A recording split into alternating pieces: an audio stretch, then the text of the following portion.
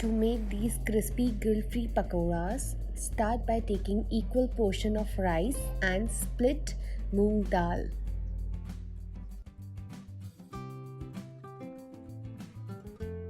Drain out the water and grind them with green chilies to a smooth fine paste. Add crushed coriander seeds, red chili powder, salt, chaat masala,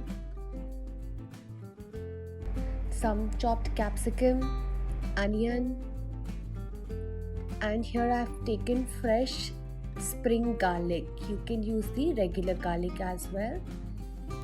Whisk it all together.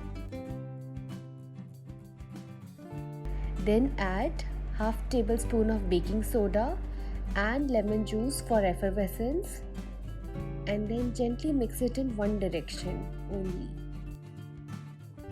In the meantime, heat an appam stand and add little oil to it. Take 1 tablespoon of batter and place it in each roundel.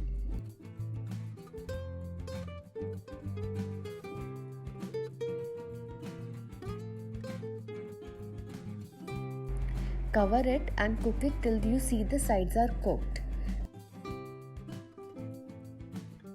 Then flip it up and let it cook from the other side as well.